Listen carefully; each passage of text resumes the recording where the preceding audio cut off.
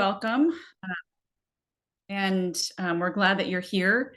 This meeting that we have is a way for people from across the human service sector to come together and do some knowledge sharing.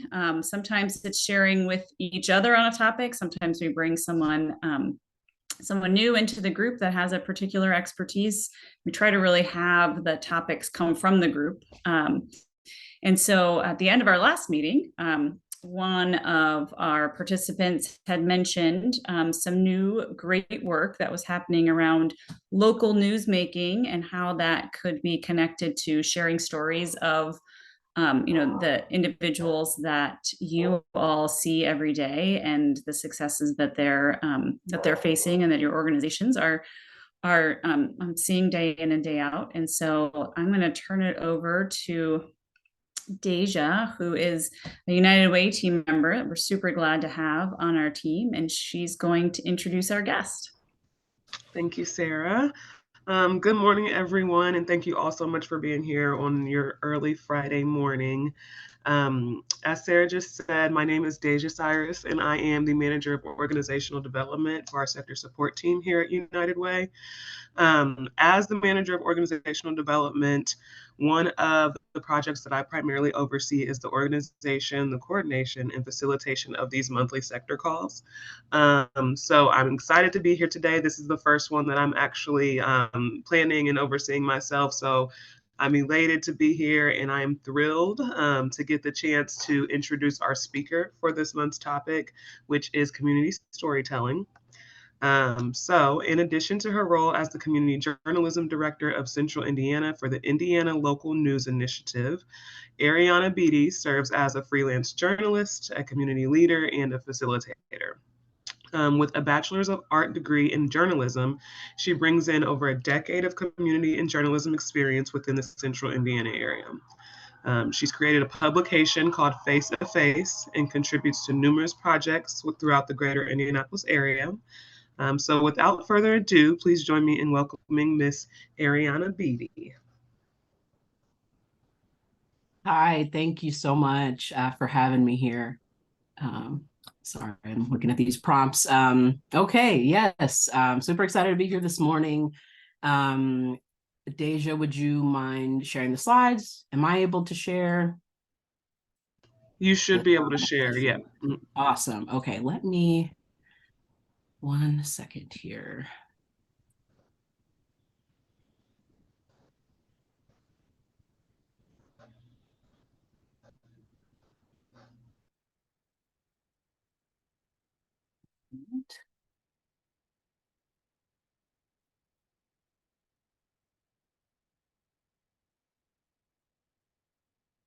Okay, great. Are you all able to see the screen? Okay, seeing some nods. All right, good. Sorry about that. Zoom can be tricky sometimes. Just a FYI, we see your notes as well. Oh, thank you. Thank you so much. Let's see, how do oops. It's funny, 3 years into Zoom and it never gets easier. I don't know what that's about. Let me see, 1 second.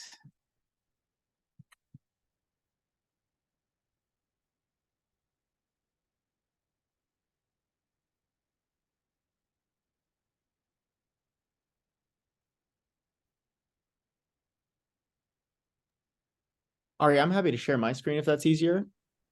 Yeah, sorry. I thought no I was problem. able to do that after years of leading Zoom. Please do. And I'll have my notes here. Thanks, everyone. I think a big first lesson here is flexibility and patience. I'm sure we all know that. Okay, so thank you. Thank you again for having me this morning. As Deja mentioned, I'm Ariana Beatty. You can call me Ari. I'm the Community Journalism Director of Central Indiana for the Indiana Local News Initiative. A little bit of this was mentioned, but I'll just give a little bit about me. I'm a Naptown native, Indy native. My family spans 3 generations in Indianapolis. I'm very proud to be from here. My work, as a bit was mentioned, is focused on engaging neighbors through media, storytelling, and arts programming. And I've been working in grassroots work over the past decade. I founded a publication that focuses on Black and Brown artists and elevates community stories called Fasa Fas, or FAF Collective. I've produced audio stories for WFYI, freelanced for Afropunk, Indie Arts Council, and many more, and have collaborated on different arts initiatives like co-founding Hoi Polloi Art Gallery, if you're familiar, the first all-women's music festival in Indianapolis called Woo Girl Fest that happened in 2019, and much, much more. And in my previous role, I served as the Neighborhood Engagement Director for Indianapolis Neighborhood Resource Center, where I engage with neighbors, manage grant programs, social media, and other marketing efforts.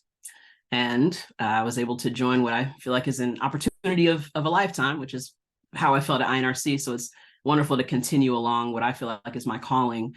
And so, yeah, we are with the Indiana Local News Initiative. And so we're a nonprofit news organization that recently launched in Indianapolis. I was actually the first employee hired, at the end of May now. It's wild to think. So a bit of background before I go into my team and storytelling. So some news stakeholders came together, like our board president, Karen Fusen, and they brought in the American Journalism Project to conduct research and to see what Indiana neighbors need from local news. And they learned that Hoosiers are looking for more from local news, and that was learned across the board. And so we heard that neighbors want stories that reflect what actually happens in their neighborhoods, what they're seeing around them. And they want to feel like they can trust the local news source and hear positive stories as well. So before I get too deep into anything, and let me change my view so I can see everybody. I want to pause and hear about who else feels like this.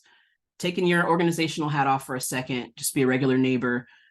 Who else feels like, you want to be represented by local news? And are there stories that you want told about your neighborhood? You can drop it in the chat. Don't be shy. You can come off mute.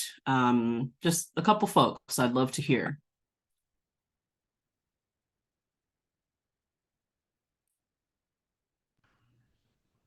I think I can definitely agree with that. Like, I'd love to hear more about just like in general what's going on, any events, updates about neighborhood meetings, just any kind of insight in the area that I live would be very nice.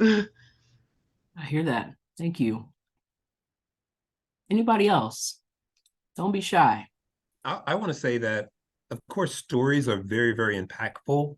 They're meaningful. They mean so much more than words or stats and figures. They can really make people engage with what's going on. So stories are important to me personally. I consider myself to be a storyteller. But even for my organization, I work for the Y of Indianapolis, our association. We have 12 centers across the association, across the city metropolitan area.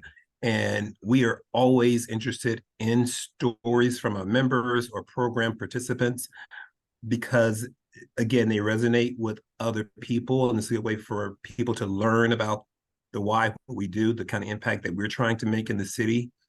So I just can't say enough about stories and the importance of them and what they can do for us as a community. Thank you. Thank you, everyone, for sharing. And that's I wanted to ask because every time when I'm asking folks, I think, am I the only one? It can't be just me. I take my journalist hat off and I'm like, but I want to hear about what's happening on my block, in my neighborhood. I live on the West Side. And so we're all not alone. We're all thinking similar things, and we're a lot closer than we think we are. But anyway, thank you so much. I'm going to move forward. If you don't mind hitting forward on the slide. Okay, so yeah, that one. Thank you. So as I mentioned, we've done some hiring. So I was the first hire as the community journalism director. You may recognize my amazing colleague, both of them, Ebony Chappelle, who is our market director. And then our most recent hire, Oshia Boyd, has come in as our editor-in-chief, as our fearless leader to help us launch this Indianapolis-focused newsroom. So that local news initiative is statewide, but we are responsible for launching an Indianapolis-focused newsroom where we can represent our city the best and engage neighbors and get those stories told. So I just wanted to make that clear. So as we're building out our newsroom, we're taking time to connect with neighbors, to learn more about, like what I just asked, what indie neighborhoods need and want from local news. Can you go forward? Thank you.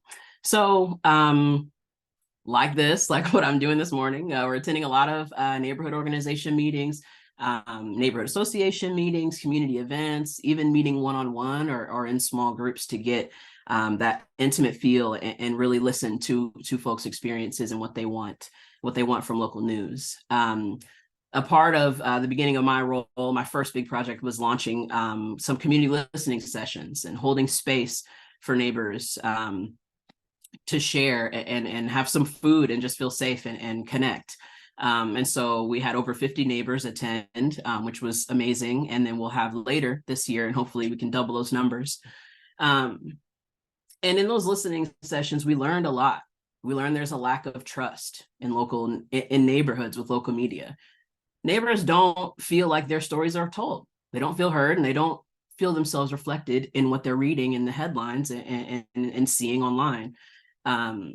Like what's reported doesn't really actually reflect them. Also, neighbors are tired of being scared. They just want resources that can actually point them to a solution and help, which I think was a major thing for us to learn. And so our goal is to make sure we have accessible information that actually reflects local communities.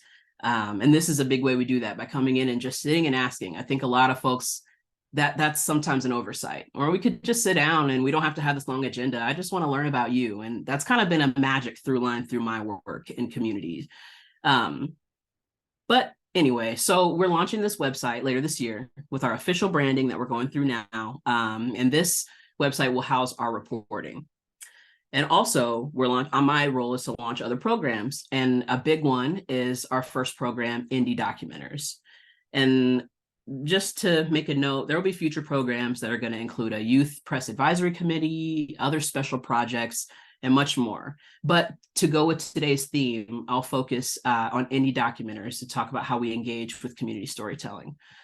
First, there is this video that gives a bit of a background on Documenters, so I thought it would be interesting to play before I go into some detail. So you can go ahead and press play, please. In your city or town, there are dozens, maybe even hundreds of public meetings each month. They're important spaces for democracy, where anyone can drop in and have a voice in local government. What happens in those meetings affects your everyday life, but there are so many hosted by all different agencies, and it's hard to keep up with all of them. Some are covered by local news, but a lot of them aren't. Some publish agendas, official votes, and thorough meeting notes, but a lot of them don't. Some are canceled, and nobody even notices. And all the information is split up on different websites, a lot that are hard to find or not updated regularly. At documenters.org, we're collecting and standardizing all this information so you can access it anytime. And we host free trainings and pay you to attend these meetings and take notes. Together, we're creating a new public record to shine a light on decisions being made in our city, because you deserve to know. Documenters.org. Find the meeting information you want, get trained and paid to go to them, and get our original reporting delivered to your inbox.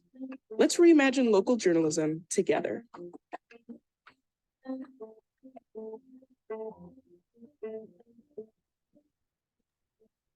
Thank you. I love that little video. Probably because I'm super passionate about this program. I want to pause before I go forward and recognize the chat. So I'm just going to read a couple things. So it will be nice to hear the positive things that are going on. We hear a lot of negative. Real, very real. And then another, that's what I was thinking. Social media is fine for distraction and hopeful and practical news stories on a micro community level there seems to be a gap. And that's what I've been working to close gaps in my own way when it came to grassroots arts reporting and publishing community stories and things like that. But it is cool for me, since my degree is in journalism and I have that passion. This community storytelling, I guess, presentation and program is very focused in a journalism way, but I guess I want to highlight, I want to hear all stories, and this is just one avenue, but we will have other ways to make sure we're connecting and engaging folks, and then creating, well, not creating, but elevating folks to feel like they're beacons of information, and then they can create and engage in storytelling. So I just wanted to make that note. Oh, and then thanks, Katie. This is amazing. In my city, we don't have a local news person documenting what goes on in public meetings. I'm very excited about this. I'd love to hear where you're from, Katie. And also, I'd say anyone who, please drop in the chat. I'd love to connect with you all. I will be dropping some links in my email and everything. But please, I'd love to speak with you all about this. So anyway, before I go too much on a tangent, we can move forward in the presentation. Clearly, this is something I'm very passionate about. So yes, indie documenters. So indie documenters recruits, trains, and pays the engaged neighbors to attend local government meetings and take notes or live tweet what happens in the meetings. Documenters are paid an average in Indianapolis, are paid an average of $70 for an in-person assignment. That's at $20 an hour, and then $18 an hour for virtual meetings. I felt like it was important, as someone who was creating the guidelines for Indianapolis, I felt like it was important for people to get paid something that's a meaningful amount. We have rent crisis, food crisis, gas crisis, and I wanted it to be, you take an assignment that could be something that really adds to your grocery budget or will really make a difference. So that's the reason, I guess, behind the prices there. So anyway, so the notes and the tweet threads are going to be published on documenters.org, and those notes will be free and accessible for everyone. And of course, when we have our local news initiative branding website, there will be a link that our readers can also read what the documenters are reporting on. And the published work will help shape our reporting as a newsroom, but hopefully other publications around the city. We want to create a news ecosystem with the local news initiative. And so, and hopefully this ripples throughout the city, and we can really listen and take lead from everyday neighbors who aren't necessarily stuffy journalists like myself. And so, yeah, documenters are neighbors that are creators and come from all walks of life. They reflect intergenerational, diverse communities, the people you see around us. This program is for a curious neighbor, someone who's interested in how local government works, or even what happens in public meetings where decisions are made, where often we don't know about them. And I can't blame anyone who I have a family. I'm at 6 o'clock in the evening. I'm worried about my work and dinner for my toddler. So, you know, this gives a real chance for someone to feel like, oh, this is worth my time, and I'm getting paid to be a beacon of information for my community. And so I mentioned Indianapolis. So, and you probably saw City Bureau mentioned on that video. So Indianapolis is one of 11 sites across the US that has documenters. Most recently, so us and Grand Rapids, Michigan went through an orientation together. So we're launching at the same time. And the program was started by City Bureau, which is a publication out of Chicago. I will also note that a publication in Gary just launched called Capital B, and they are launching a documenters program, as well as in Evansville, Indiana, where my alma mater is down there for college. They are also launching a documenters program out of the historical Black paper, Our Times. So maybe we can get some in between with in between the three spots, North, Middle, and South. But it's exciting to see the growth. We can move forward. Thank you. So there's 2 orientations happening this month. Like the video mentioned, folks have to take an orientation to be eligible to be a documenter. Folks who attend don't have to become documenters, but it is a great way to just learn the ins and outs and decide, is this something that I want to do, or is this something I should share with my neighbor who's always talking about things like this?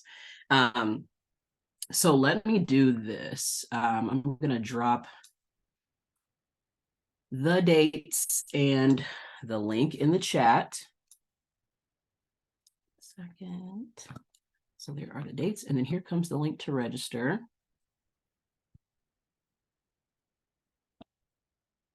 Okay, so that link will get you to both orientations. We're doing a virtual one on September 26th at 11, and then in person on the 28th, September 28th at 6 at the Tennis Arts Hub.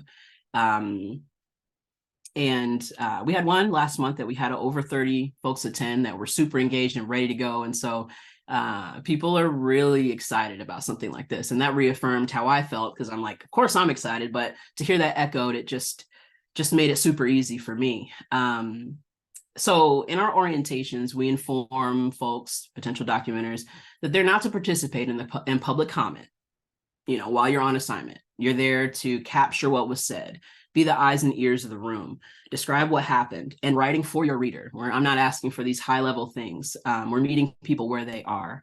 How did the meeting end? Was anything passed in the meeting? And what do we need to know for next time?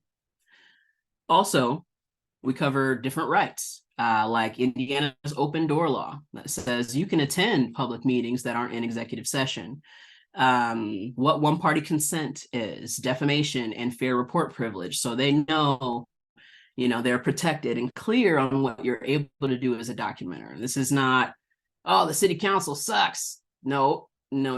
What happened in the meeting? This is not an opinion time. Please call me and share your opinions later, which I welcome, and share my number with all the documenters. But we want to make sure that we're informing folks. That's our main goal.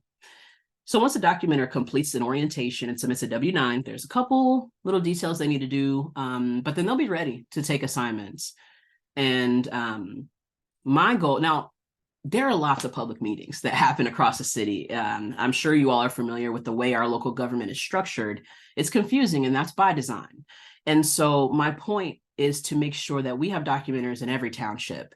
It's funny, a lot of work. So I'm from Indianapolis, from the Northwest side. I spent time between Pike and Washington townships, but my work now is solely focused like downtown, and then I live on the west side.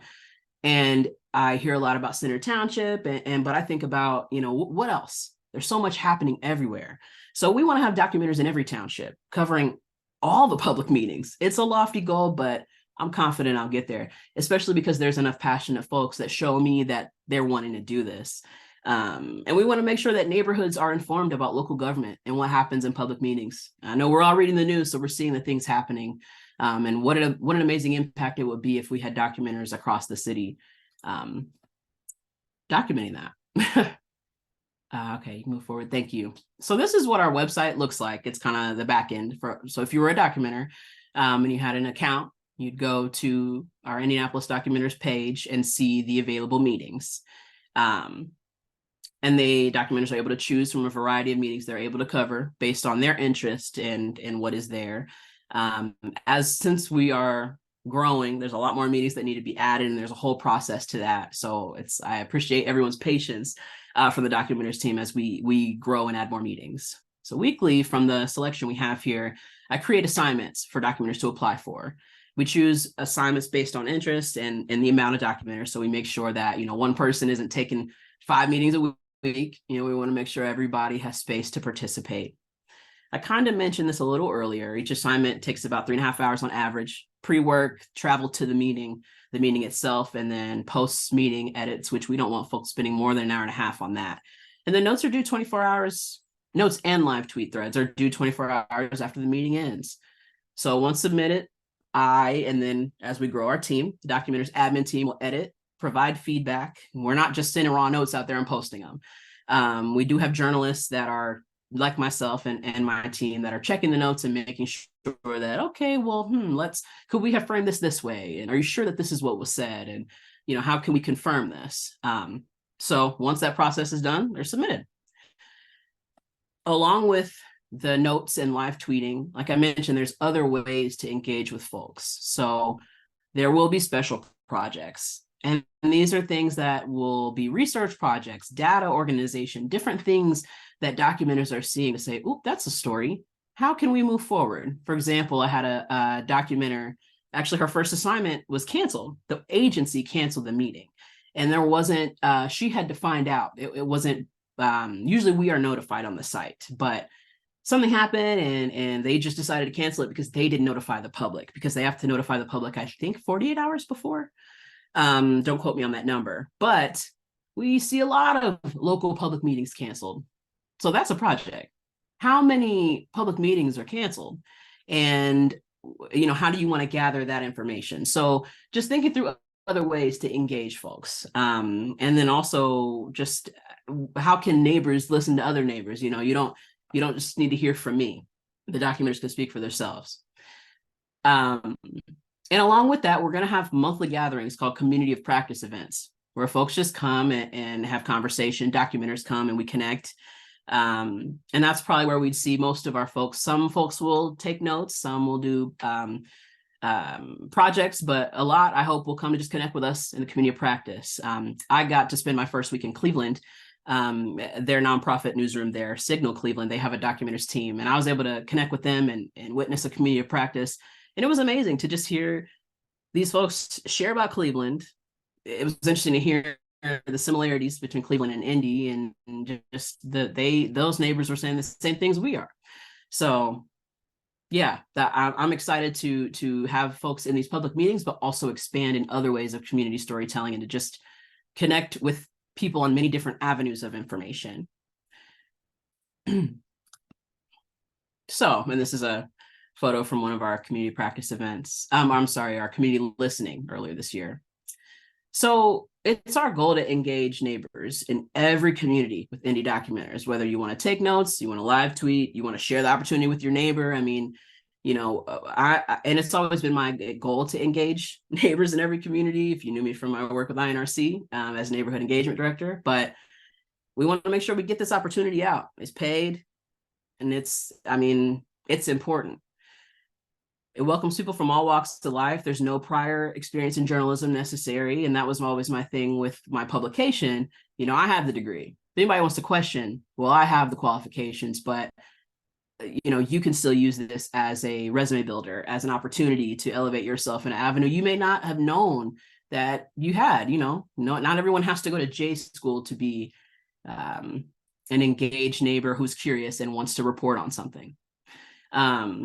And my goal is to focus on neighborhoods that are continuously neglected and engage with as many neighbors as possible. Not only those neighborhoods, but definitely want to show a little extra love to make sure folks feel like, no, I'm listening to you. So also it's a goal that documenters increases local civic engagement. The program equips neighbors with tools to inform their neighbors. So we create this information ecosystem. So to really wrap it up and really open it up for questions, I'm very excited about this program, excited to continue engaging neighbors around an opportunity to share. And I hope this increases community connectedness and community storytelling and the idea that everyone is an asset. And so how can we continue to build that? So that is it for my presentation, but I would love to answer any and all of your questions. Thank you so much, Ariana. That was very informative. And I do have some questions, but I do want to open it up to our guests. If you have any questions about any of the content, the program, the initiative, any resources that you may need from Ariana, please feel free to ask away. Please do. Or drop them in the chat too. Yeah, feel free to drop them in the chat, or if you want to come off mute, anything works. I'm going to drop my email in the chat. I know, I'm sure all this stuff will be shared, but that's my facilitator brain. I'm like, you need the information now.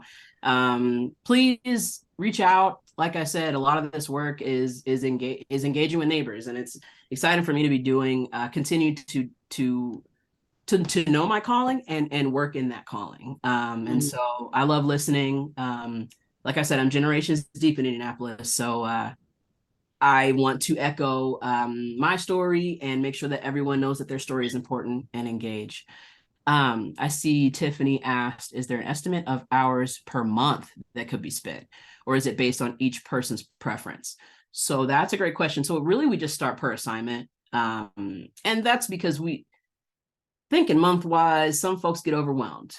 A lot of folks don't have, some folks don't have experience in this, and a lot of folks don't have writing under a deadline. So we just encourage folks, let's do one assignment at a time, get your feet wet a little bit, and also let's share the wealth As we build, there's only so many meetings and only so many documenters.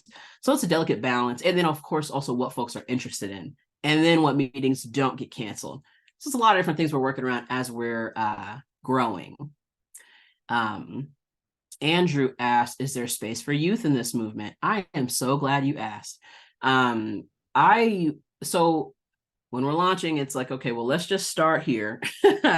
But I mentioned a youth advisory council for the newsroom, but I also would love to have high school documenters. I need to figure out, like, do we need special paperwork to pay, kids 16 and up? What is the age? I really want to have some high school journalists that are like, oh, I do this. I was covering city council meetings in Evansville in college. So if I would have done that in high school, it would have been cool to have a little more preparation. So I want to make sure I'm engaging high schoolers as well. I don't think I could go much younger than that, but it would be amazing to connect with youth in other ways, different workshops. I've led a lot of random arts workshops, making people feel good around information and arts. So I feel like there's a way to make anything happen, really. It says bookstore zone, but I'm assuming that's indie reads, and I love indie reads, so shout out to y'all. Are there any of the assigned public meetings virtual, thinking about disabled folks, childcare, and transport? Thank you for asking that. So yes, our local government, I think is it channel 17, 16? There's a way on indie.gov for public meetings to be experienced virtually. And so that's why I also offered that it's $18 an hour to watch virtual meetings, because I also didn't want it to be like, oh, well, I just have to go for it to make it worth my time. No, I have a 3-year-old.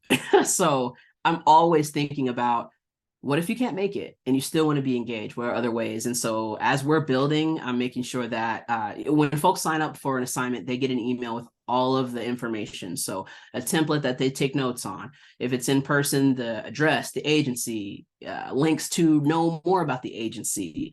So a Zoom link would be in that email. And so they wouldn't even have to go hunt for it or anything like that. Clark asked, beyond the documenters content, what other content are you trying to build? What would help you generate content? So thank you, Clark. As I mentioned, we are growing a newsroom. And so as I'm listening to neighbors, I like to say that my role is like the ear to the streets, and to really listen to neighbors and just show up and sit and just take it all in and hear what are neighbors experiencing. Those are stories. What are they saying that they've been neglected on? What are their real life experiences on these things that maybe you have seen reported? And let me also say, and I should have said this in the beginning, this is not a local news bashing session. This is not, oh, wow, look at the bad job that's been done before us. Not at all. It's more so we just have an ability to listen and have someone like myself to be in communities to hear and then report on that, and then hopefully set an example. And then we have a content sharing. We have different media partners. And so part of that is our content will be able to be shared, hopefully in that they utilize documenters reporting, and we build together to create a larger, better news ecosystem. And so we're building our beats right now. We just hired our editor-in-chief. And so Oshia, if you're familiar with her work, you already know how amazing she is. And she's not playing around with getting our editors, and then making sure we pick the right folks for managing editors. And then we're hiring reporters. And when we get our reporters in, we have lists for them. We are arming them with information to get in these streets and get these stories. And my role is to say, well, did you talk to this person? Okay, you're writing about food, but did you talk to Sierra Knuckles, who created the Community Food Box Project, who converts old newspaper Nouveau stands into freestanding pantries? Have you talked to this person, this person? Thankfully, my work over the past decade, a lot of these folks I already know, and a lot of these relationships I'm building on, but I don't just lean on that. I'm also asking, well, who else don't I know? That way my reporters can be very informed. So what would help me generate content? What are you seeing? Let's have a conversation. Where do you live? I mean, we could talk organizationally, but often I just like to take those hats off and talk about neighbors. How long have you been here? Are you from here? What do you experience? And that will help me as well. Katie said, how is this work funded? Do you have philanthropic support? Thank you. So a big difference for us is we are a nonprofit newsroom. So we're not worried about, I mean, we're worried about clicks and stuff like that, but not in the way of funding. Now, I will also say, I am not able to speak as far as specifics and who, and I'm like, ooh, community lane, that's my role. But we do have lots of community funding. Also, the American Journalism Project is one of our biggest funders and has corralled a lot of local support. And so there was 10 million raised, but not all of that went to us. There was some that went to the recorder and a lot of funds to strengthen the local ecosystem, as I mentioned. So this is all of us. It's not just one of us as far as publications. Oh, Sam, I didn't mean to call you out on the Indie Reads name, but it's good to put a name to the organization. So follow up, are you planning to supplement with paid content or ads? No ads. We don't have to worry about that. And what a joy as someone who I pay for local news and I'm like, oh, these paywalls, I wish they were free for everyone. So no, our content will be free and accessible. So no, I don't see us needing to do anything like that. And I think honestly, that's where my work comes in, where we're just boots on the ground, getting people to support. Hopefully we would have low hanging fruit like donors that could just, contribute a little, also along with our major donors. So just working to create, we're still figuring out where we're going, but definitely we don't have to worry about ads. Thank goodness. Okay, questions have slowed down in the chat. I What have else one do you think? question. I just Yes, have one. please. It's thank you for being here today, and it's really exciting to see independent news organizations like yours, like the Capitol Chronicle. That's another independent, not for profit. Can you talk a little more about how this need emerged for organizations like yours, like the two of yours? And I know there are other networks that are doing it. In a world that seems so full of, and I think I'm sure I know the answer, but can you talk just a little bit more about that? Yeah, and I guess I will preface to say I was really brought in, and so I should have invited Karen, our board president, to really speak to some of those things, as she was the brainchild of the Indiana Local News Initiative in a way. But there are gaps that corporate news just can't meet. There's no funding for, now we're seeing more community focused journalists, and that's great. But I know that Karen was just thinking we've got to do something different, and her peers came together and said, well, how can we do this? What are options that we can do? And there is a new wave of nonprofit news happening across the country. And so working with the American Journalism Project, they have helped fund a lot of nonprofit news organizations, like I mentioned, Signal Cleveland, and many more. And so I this is just my opinion, but I definitely feel like this was the right way to go, in a way that we can, how about we have local sustainability for our publication and see how actually far we can go and do things a little different. As journalism is changing, people are losing hope and losing jobs. And this is a way to really hold down the fort, I guess I could say. And I know I don't feel like I'm fully answering your question, but definitely speaking around, there's some things I don't know. But I know that this is the wave of the future for local news. So it's exciting to be a part of it and help lead it in Indiana. Well, I think the other thing you mentioned, losing trust too. I mean, just losing trust and having sides presented and being able to give both sides, but not, be bent on one way or another. So, well, thank you for your work. I'm excited. Thank you. I'm so excited to continue to be working in my calling in the city that raised me. So thank you. Ariana, I'm sorry if you've already talked about this and I missed it, but I have a question. Please. So I love this too. This is really great. And I just wanted to know a little bit about, after you captured these stories, how are you planning to get them out to more people so that they have access? I know you mentioned the website. What other channels or avenues do you have for making sure these stories get seen by more people? Thank you for asking that. So a lot of different ways. First of all, myself, and also I'd say our market director, Ebony. Ebony is knows our city I want to say better than myself. We are two sides of the same coin when it comes to connecting with communities in the city. So that boots on the ground effort is sometimes like, oh, that's so old school, but that's a key way to get out and really put the work in to connect with the neighbors that we know and community organizations and sharing the work out, as well as our media partners. And so we have a lot that can share our content. So free content sharing to get the stories out there. We're hoping that happens with documentary stories as well. And so Documenters, we are a network of 11 and growing sites. And so that what's happening in Indianapolis is shared across the country as well. And so there are hopes that in many different ways, folks can feel connected, not have to search for the content. I think that that's a big part. And I know I feel like I put a lot of weight on my shoulders when I speak about it, but excuse me. We just have to do the work, and it's a startup and there's a lot of work to do, but we have the energy and we're just going to do as many things as possible. I mean, and I would also say, if anyone here has ideas, if you're like, you know what, I've seen this done and don't do that, or please do this, or please listen to this community or talk to these neighbors. I think a big part of my work is being the student and listening and saying, well, just because we did it that way, we don't have to do it this way that next time, or we'll do something else. So yeah, and then I'm sure as we grow, there will be more opportunities to say, okay, well, this is how neighbors are getting this, and then so how can we expand it even more? And I'd also say I've been doing a lot of work to make sure that I connect with immigrant communities.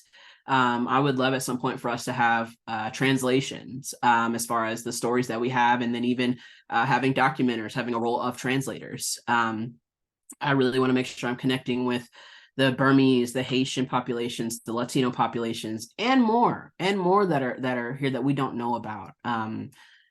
Because we truly have to get to everybody, and trust was mentioned, and it's going to be a process of relationship building, but we're willing to put the work. We're willing to put the work in. So I know that was kind of drawn out, but I hope that answers your question. Thank you. I see a couple. Okay, so Starfish said, in connection to Tony's question, what will your anticipated turnaround time be for getting stories out?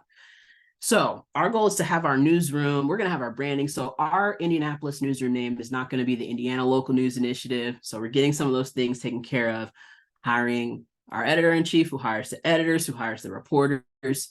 And we're hoping to have this. It's funny, we've been saying the end of the year and it's September now, but we're still on track for that. So in a typical newsroom, I mean, if it's a quick story, 24 to 48 hours. There are also enterprise stories that are a little longer, but we will be functioning like a regular newsroom. And as I mentioned, documenters have 24 hours to get their notes in, their stories in. So we're going to get the information out quickly. And until we have our newsroom, we are launching our newsletters and sharing out what documenters are doing, what we're doing now, because we know folks are waiting to say, okay, well, where's the reporting? Where's this part? And so we're just trying to make sure we're sharing and just getting the info out as much as possible. But the turnaround time will be quick because news happens fast, but not rushed, accurate. So Tiffany asked, I love all the questions. Thank you so much. So Tiffany asked, how do we subscribe as members of the public? Yes, thank you. So I really fast can drop the newsletter link. Fortunately, as we're growing, that's just what we have for now. But I'm dropping this now. Please sign up for updates. I mean, and as neighbors, you don't have to. So to read the content, you won't have to subscribe. Just read it, subscribe to our newsletter so you can get the information. But then if there are other ways you wanted to support, please let me know. And that for me is sharing ideas, things that you feel like local news has to get this right. I need to tell you this, or you need to talk to this person. But yeah, there's so many other ways as well. I hope that answers that question, Tiffany. Clark asked, how should people send news tips to your team? So you can send it to me. Our team is small, so it'll get to the right channel. There's also a general contact email that we will also check. I'll drop that in here as well. Hello@localnewsforindiana.org. But please feel free to email me. I'll put that back in the chat again. Yeah, and I'm happy to set up a phone call. I've had people DM me on Instagram or LinkedIn. But I appreciate any information that you have. We're here to learn from the community as well. So does anybody have any other questions? I know I'm kind of going over the agenda at this point. No, you're completely fine. I do have a question, actually. Please. I know you dropped the link earlier about registering for the upcoming orientation dates. Mhm. After those dates pass, because I know that they're coming up at the end of September, are we able to still utilize that link to go in and register for any upcoming orientation dates? Like, are all of the general orientation dates listed in there, or just the two most upcoming ones? So that was more of a focus link for those two, but here I just dropped is documenters.org. That's that website I was talking about. And that's a link directly to our workshop. So if you were to go there now, and I think without an account, you should be able to see it. Might make you make an account, but that's fine, because then if you wanted to come to an orientation, it's already made, and that doesn't make you have to take assignments. It just makes you be able to log in. So you should be able to see if you're making sure you're dropped down to the Indianapolis. That link should take you to ours. But you'll see any upcoming orientations. I just have September's. You may see some other things from other cities, so make sure you're paying attention. It says Indy or Indianapolis, but there will be more. And by those dates, I will have another orientation plan for October. We're also planning to have another round of community listening sessions. So I'll make sure to put those there as well. And anything we have coming up, that's the link to look out for it. Okay, perfect. And then my other question, I know you mentioned like you have to attend an orientation and then submit a W-9. Are there any other role requirements that you have to possess to apply to be or be eligible to be a documenter? No, no, we don't do background checks. We don't want barriers. I mean, now I'm a good judge of character, so I guess I'll say that, but I try not to even focus on that, because the folks that want to learn about local news and public meetings in particular can be a little feisty, but in the orientation, you get a good feel of who's there. And I try to just shut down any squirrel moments, I guess I could, nicely put it, and just make sure that folks know, like, we're doing a service. And so there's no barriers. Just be passionate and be willing to do this, and be willing to learn. I guess that's what I would say. Yeah. I see something else in the chat. Are there any ways that the initiative intends to engage with other community-based organizations directly? How do you hope to benefit from their work, and how can they help contribute to your work with community storytelling? Yes, thank you.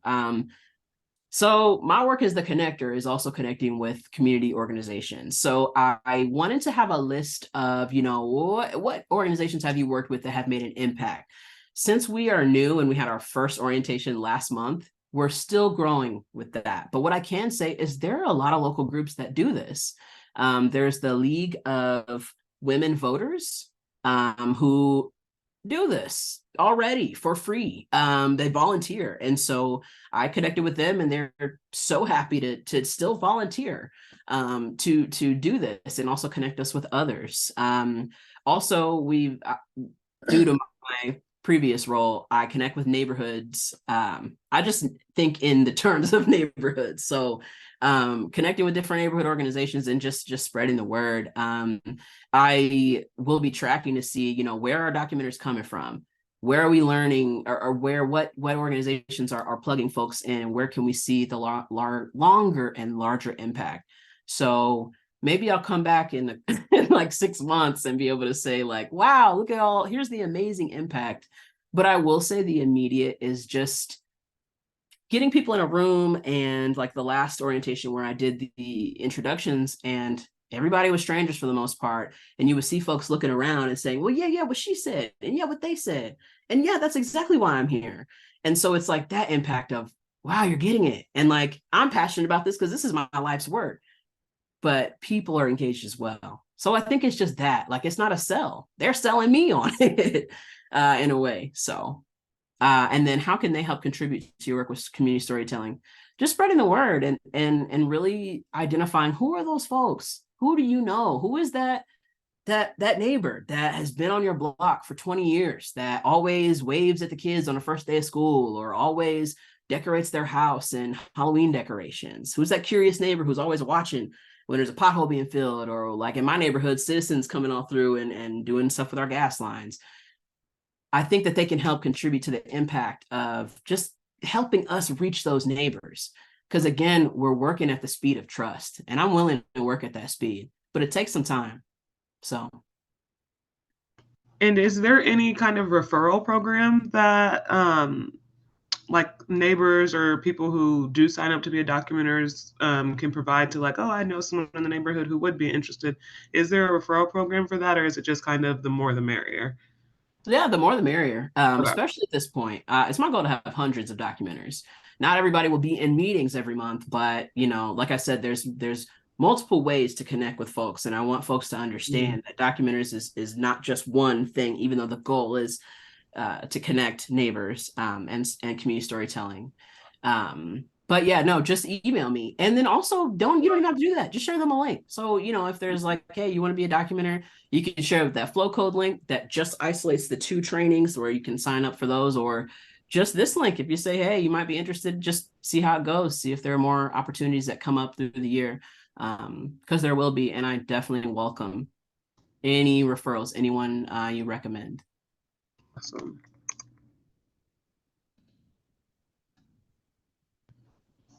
Okay. Are there any other questions that anyone else has? I thought my presentation was gonna be done, but I appreciate all the Well, questions. yeah, I mean, it was very very interesting, and I mean, you did an amazing job. The presentation, the information, the initiative is all brilliant. So we appreciate you so much. Are happy to have your time today. I have put together a document with all of the resources and whatnot. So everything you dropped in the chat, every link, all the pertinent information, I will be sending that out to everyone. I think Isaac mentioned it earlier. If we don't have your email, please shoot that over in the chat, just so we can make sure you're on the list to receive all of these very, very relevant resources. But Ari, thank you so much. This was amazing. This is Thank great work you. also. Yeah. Thank you so much. I appreciate it. And anytime when we come back, or even to attend to listen to others, I was able to, I'd love to. Awesome. Perfect. Ari, Well, thank you. Oh, sorry. Go ahead. Keep going, Deja. No, Sorry. I was just going to thank everyone, but you go. That's you. Yeah. Ari, thank you so much for presenting to our human service partners who are on the call. My guess is that every one of you has, a matriarch that is, that from your community that kind of knows everybody and knows all the stories. This would be a great thing to connect them to, or that you have that one person that shows up at your food pantry and again kind of knows all the people, or the group that meets at the McDonald's down the street, or right there are all those informal networks that you as trusted partners in the community have connections to. And so that was one of the reasons why we felt like this was an important point to bring to this group. I know you're not all doing local journalism, but you are connected to people who know those local stories. You also, as organizations, sometimes are part of those local stories. And so would really love to get more stories out there that are about the good work that you are doing, the assets that are in our community. Most local news, the general local news is about all the deficits, right? It's everything that's wrong about all of our neighborhoods. And you, as leaders of human service partners, you know some of the great things that are. I mean, we all know there are challenges, but some of the great things that are happening, the success stories of someone who, against all odds was able to succeed in something they've been working on for a long time. community partners coming together, longtime volunteers. Like, these are all great stories, and we don't get enough of them, even though we know that they're out there. So I could talk about this forever, but I really believe in that there are so many assets in our communities, and you all, as as trusted partners, know about those. And I would love for more people to know about them. So I think it would be great. Connect individuals that you know that might be good for Ari. Share out your stories with her. But I think there's a great way for this network to to be able to kind of build up and be an asset to you, Ari, over time. So thank you, everyone. If you have an idea for a topic, we are, this came from, one of you all, from Anne-Marie Taylor, had suggested that this would be a great topic. And we had a couple ideas come after the last meeting, but would love to have suggestions of other topics. So drop it in the chat if you have an idea. Send us an email, but would love to make sure that what we're talking about here is meaningful to all of you. And so we'd love for it to be, brought up by folks on this call. So again, thank you, Ari. All of you on the call, thank you for sharing your Friday morning with us, and we will see you next month. Have a great weekend, everyone. Thank you.